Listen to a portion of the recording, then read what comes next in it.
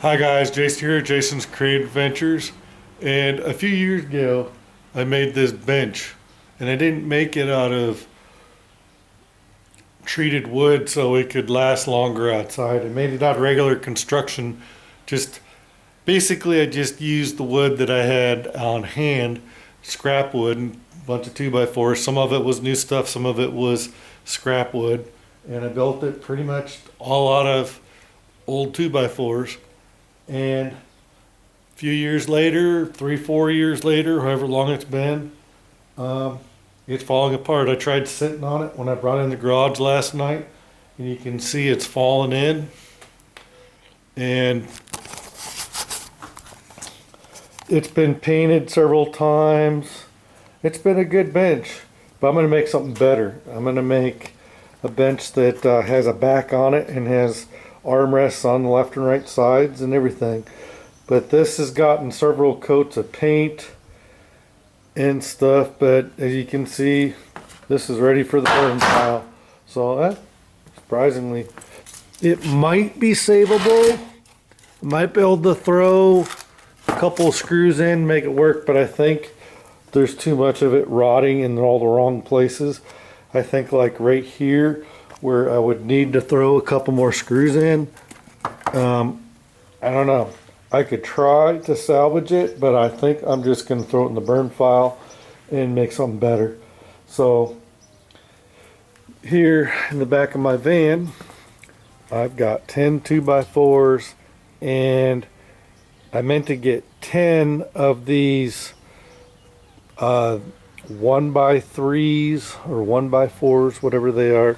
But I think I wound up getting 9 of them, and I think I bought extra. I don't think I'm going to need that many pieces in order to make what I'm making, but I buy extra so I have stuff to do other projects with. So the other stuff will wind up in my wood rack, which is right here. I still got some other stuff hanging on here because this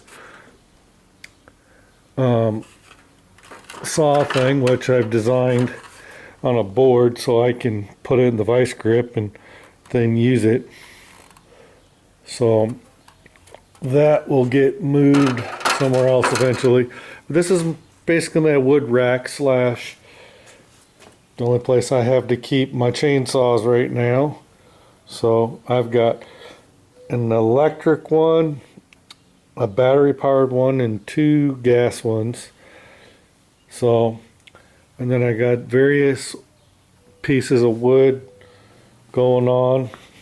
This is where I keep, like I got 4x4 posts here that I could do something with. I got different pieces of wood. I've even got a couple of 2x4s here that I could take advantage of. And I've got this stuff, some paneling. So, and then I got my zero clearance saw blades here, which eventually I'll make a thing to hang those over on the wall. I'm constantly trying to get stuff. The garage is an ever evolving thing and constantly improving, especially in the summertime. During winter, it's too cold out here for me able to do much. So anyway, let's get on to the project and make the bench. So I made plans. I gotta go figure out what I did with those papers. I think they're in the house. So I'm gonna go get those, and then I'll show you what I have in mind. Alright guys, here is my rough plans. The back needs to be 3 feet high. The seat needs to be 8 inches wide, and depth needs to be 18 inches high and 18 inches wide. And then I'm going to make it 5 to 6 feet long from left to right, so 5 to 6 feet from here to here. If you see here kind of the design, and what I'm going to do is take the 2x4s and I'm going to taper like half of it, and then I'm going to use those 1x4s or 1x3s to create the back and the seat. 1x3s across here, and I'm going to make a little slant on the 2x4 that I'm going to use as support for the seats. and I might do some way, I might put a cross member along the bottom, like through here, from that piece over to this piece, and try to do some sort of middle support that attaches to that. So we'll see how it comes together, but I always make rough plans so it's easy. If you make things too detailed, at least for me, if you make things too detailed, so a lot of times with woodworking and other stuff, things change because you discover design flaws as you go and have to make changes, and then things change. So this is the rough idea. Okay, so, and this thing is definitely not worthy. Yeah, and it's mainly just that one side, but it's so wobbly, I don't think it's worth trying to throw extra screws in and trying to salvage it. I just think this is ready for the burn pile. So that's where it's going to wind up. I don't think there's anything. It still seems kind of solid because it's had enough paint on it to kind of keep it, but this side especially, but look how wobbly that is. Wobbly, wobbly. Alright. Alright guys, I've set up this table. I was doing something else. I installed my vise on the corner of the table. And then I already marked off 3-foot sections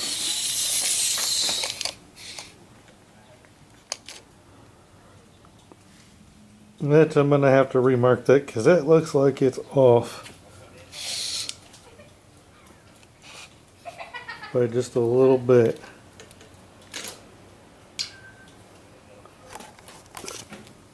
I might have to cut one and then use the other one to cut the other one so they're the same. These are going to be the sides that go up the for the back that I'm going to cut a taper in it. Okay, I have this 2-bucket system. I got the shop vac hooked up with a hose running to this tornado thing, which is supposed to drop all the sawdust. 98% of everything that comes in is supposed to drop into this bucket. And then it's hooked up to the back of the miter saw. So I'm going to turn them both on and I'm going to make my cuts.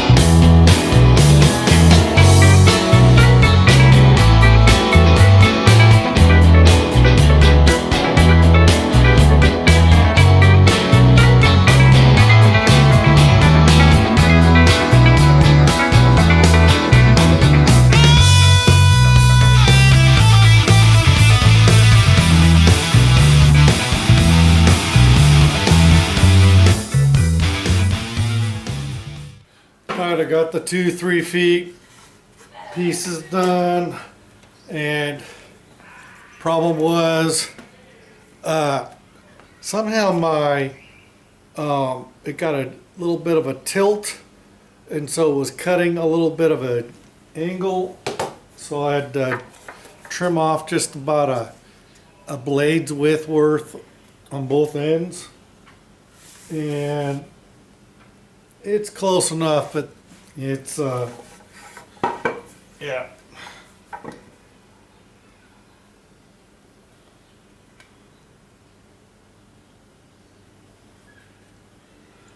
All right. I got those pieces. I'm going to set those aside. Now I got to cut the other pieces that are 18 inches apart. So I've got to do the 2 cuts for 18 inches. And then you got to figure out how I'm going to do the measurements for the 2 pieces in the middle, so it comes out to 18 inches deep. So got to do that next.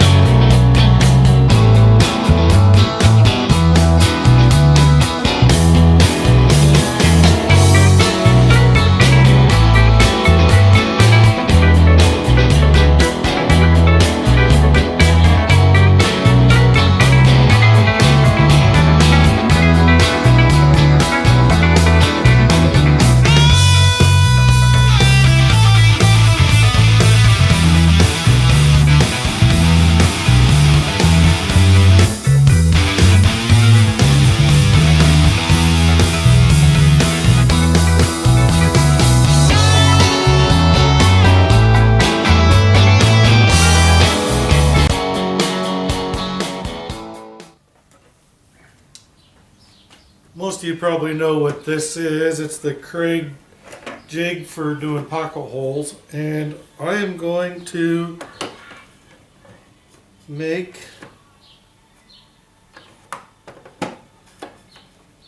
a bunch of holes for pockets to assemble these 2 sides, and then the rest will be simple. And I've hooked up my vacuum to the attachment, so when I drill I can do it. So let me hook this up, and we'll get this a-going.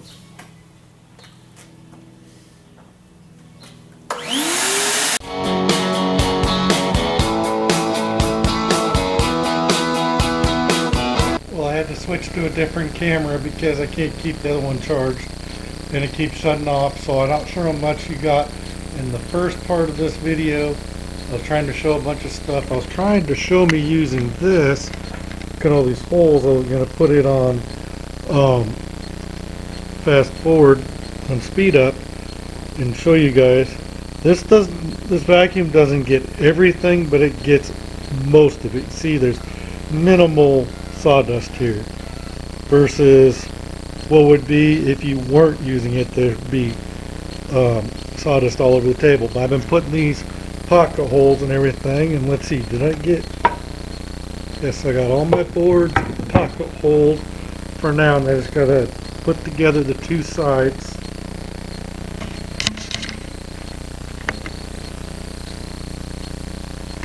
And I'll show you guys me doing that.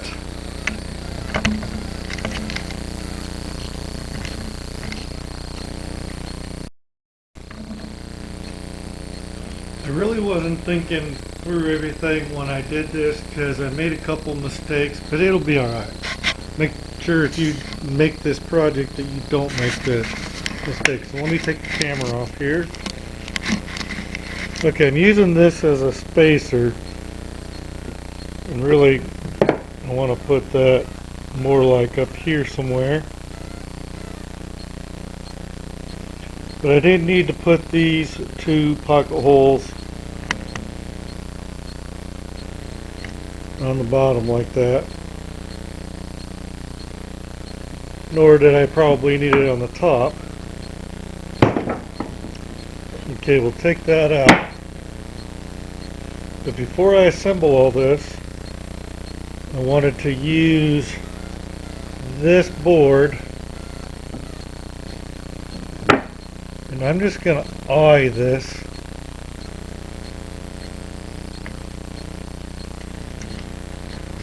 With the intentions of, I'm going to make both exactly the same.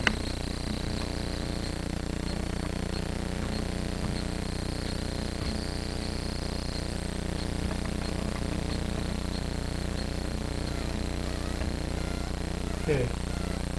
I want to aim for this corner here. Go what looks like halfway, and then draw a line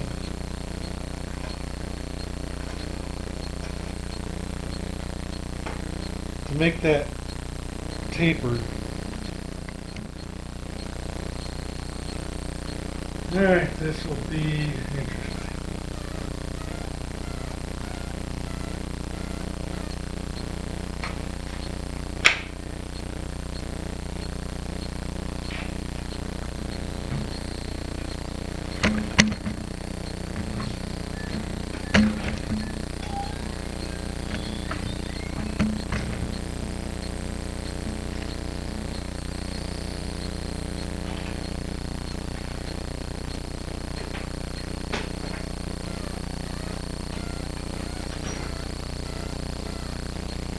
Okay, I gotta cut along that line and try to make it straight.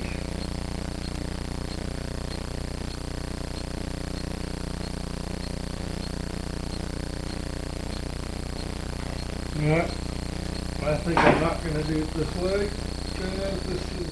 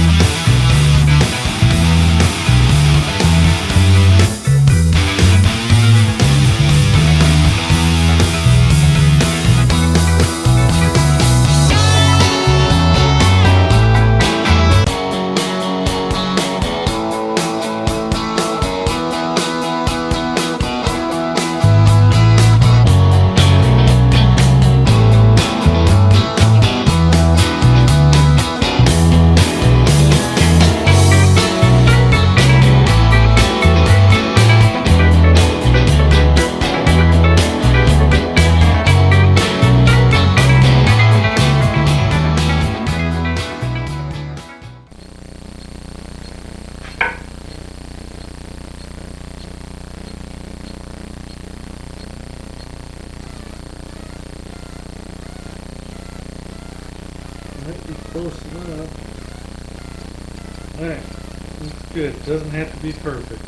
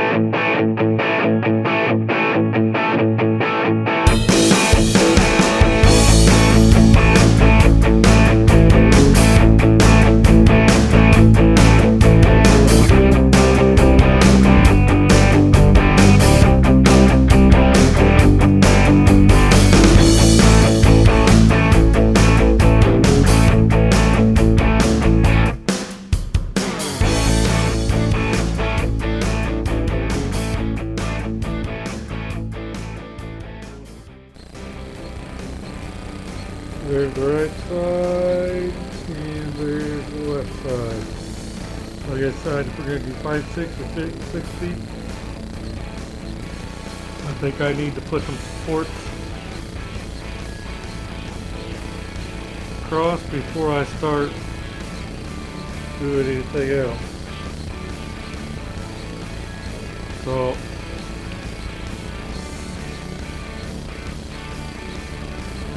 I think 5 feet. Now we'll just 6 feet.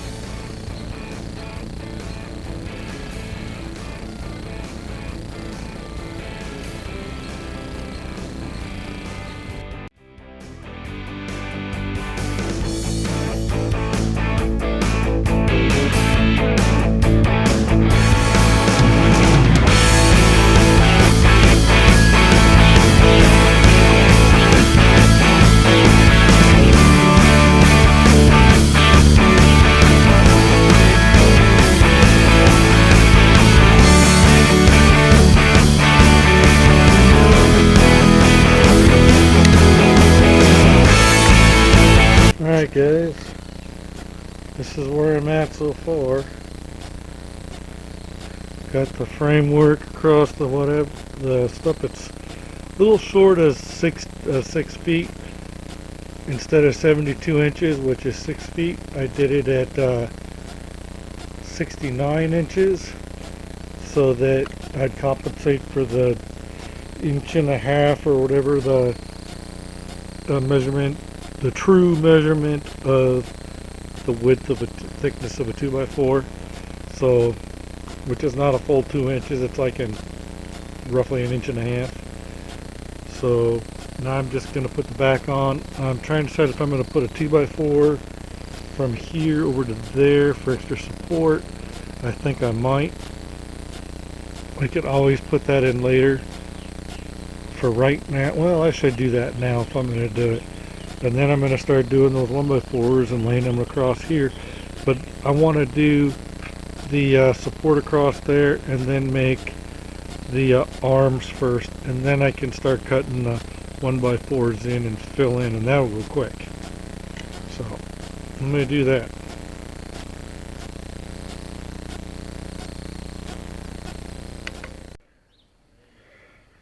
Alright, I got that all on. I had to put two 2x4 supports across to support those to make it strong enough, and I might have to do the same on the back here. I'm gonna have to put something to support in the back there. I think one 2x4 coming down this way might do it. Doesn't need nearly as much support as the sitting, but we'll see. I'll take that up later. It's not really that bad. I don't think the backboards need nearly as much support. But if you see, I'm getting ready. I cut these two boards. That's how I'm going to do the arms. And I'm going to do a 2x4 going across, and then I'm going to use the 1x4, 1x3s as the arms, and I'll do a little bit more decorative for that. But I'll show you how that goes. Bench is looking pretty good. It looks uneven, but some of the boards are warped, and there's a bigger gap here, but there's also a bigger gap here. I tried to center them as good as I could and even them out. So that's what's going on there. So I'm going to get the arms on, and then we'll have a bench, and then I'm going to sand it down and spray some lacquer on it. So there we go.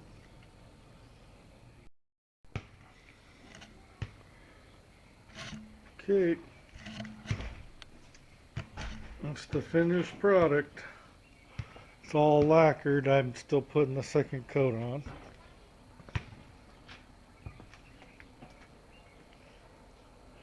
And I gotta clean up the garage, and I'm gonna put it in there. Next scene will be me sitting in the bench in the garage when it's done.